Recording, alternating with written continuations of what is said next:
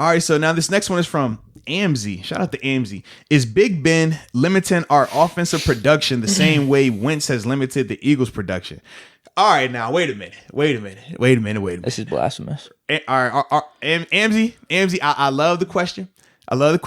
But we're not going to put Big Ben in this year in the same category as Wentz this year. Wentz is on a whole nother we're not putting Wentz and Ben in the same conversation this year. Wentz has been struggling throughout, man. The ball security issues, the hero ball, that's a totally different situation. Whereas Ben has been efficient. Ben has been playing well. This was probably his worst game. We would say his worst game of the year. Yeah, definitely. But even with that, some of the drops early on plagued it. And then obviously the Bills, they are a really good team defensively. We talked about that. I do think that surprised these still skill position guys a little bit, man. I think that they were a little bit surprised at how well they played against them, especially in some of the man-to-man stuff. But in no way do I think Ben is limiting this offense. If anything, Ben has been one of the reasons why we're still able to have some type of life. I mean, you talk about not being able to consistently run the ball or effectively run the ball. And we saw the difference, right? The Bills yesterday, they didn't kill it on the ground. I think they had over 100. I think it was 107 total combined between Moss and Singletary. But we saw the difference was what they effectively ran. And it goes back with the Chiefs. Like they don't run it too much, but they can run. They run. They get 4 or 5 yards of carry between those two backs. When they needed short yardage, they ran it. They even had the quarterback sneak. And then from there, you saw the screen game. Like they utilized those guys effectively. That's to me has been the biggest missing piece for our offense and why we've been so limited. We're still very one-dimensional. And at least in the past, the one-dimensional was, okay, we got the short to intermediate passing game. Now that teams have identified that, it's time for another, all right, what can we change to? But I don't feel like that's on Ben. His throwing has been there. Now, downfield, that's the biggest knock right now. And I mean, that's the stat that they've been talking about, been harping on a lot this year in terms of just the downfield completion percentages. But outside of that, he still has been playing really well and has been one of the biggest reasons why the offense has been able to be in these games. You take him out of there, man, you don't get that James Washington touchdown, and you're definitely not getting the Juju touchdown in the second half, man. Hell no. Dude. Yeah, Carson Wentz. Wentz is playing. Wentz was playing really, really bad this year. I don't think people fully understand how bad. It's a reason. Like you don't just go to Jalen Hurts, and trust me, Jalen played well, but you don't just make that move if Wentz isn't playing just horrendous. Because that's a guy, like I said, the face of the franchise, the top pick, the guy you just gave a ton of money to 16 months ago. You don't make that move without it being just unfathomable. Like we can't deal with this anymore. And that's what that scenario was. This is been nowhere near that, baby. Nowhere near that. Rest easy. Well, even aside from like the Wentz comparisons, there's already people, and this is what pisses me off, dude, that are talking about like, Ben's done, Ben's washed, Ben should retire, Ben's holding back the offense. Like these people need to shut up. They need to go home. They need to stop it because dude, literally in the first half, that James Washington pass, that touchdown, it's like, bro, he's not at all. Like you could tell the arm strength is it, dude. Man, like I said, there's still certain things like to this day when I'm watching Ben, I'm just like, bro, I still don't know how he makes that play. Like he when that's the thing. Like as much as people wanted to talk about his arm, that isn't the issue in terms of the strength. The accuracy on the downfield ball, touch on the deep ball. That's what's been missing, and that's what's been missing the whole season. But everything else he's been amazing with in terms of short to intermediate, inside, outside throws. Like those haven't been issues at all. It's just the touch on the deep pass, and that's something that we talked about with Josh Allen earlier on in his career. He's improved in it, but multiple people have struggled with that. And for Ben, you have to think, this has been year one after the surgery. No OTAs I wonder if it's like the second year of coming back from that where you get the touch completely back. Well, and I think, and as much as we still continue to overlook it, no offseason, that does have an impact. No offseason, no OTAs, that does affect rookies. No offseason, no OTAs, it affects a lot of stuff.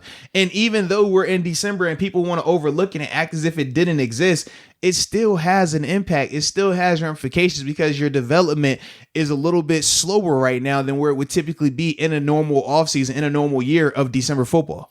I got a few more things. Uh-oh. Go ahead, man. Well, I was just, dude, literally just last week, the last 2 weeks actually, you talk about the drops. If those drops aren't happening, he's throwing for like 80% completion over 300 yards, a few touchdowns. you could see the pass that he made. It was similar to the Washington one. It was a little closer in the red zone. The one to Ebron, though, against Washington, like, drilled it in there. I think he dropped it, but it was like that tight window type of throw. Yeah. And, like, you just can't tell me based off this game, one, where I still saw some good throws. It was just a bad game, that he's completely washed. One, I know I'm biased and everything towards Ben, but objective onlookers, Vegas, sports media in general, they've had him in the top 5, top 3, 4, 5 for the MVP discussion for a decent portion of the season. Like I said, that's not even us. That's Vegas. That's odds. No, so you just can't tell me after this game where, okay, maybe he makes a bad throw to Washington on his back foot because he made a bad read, that he's like, it's just ridiculous to me. Like, this is the stuff I've talked about in the preseason, or just the offseason in general, where I know fans, they turn really quick and it pisses me off. This is true. And I will add this. I do think last night it was highlighted because, number one, a lot of people still didn't respect Buffalo. So even though Buffalo was 9-3 coming into the game, there were a lot of people that didn't really believe they were a good team like that. Still a lot of people very skeptical of Josh Allen. And I think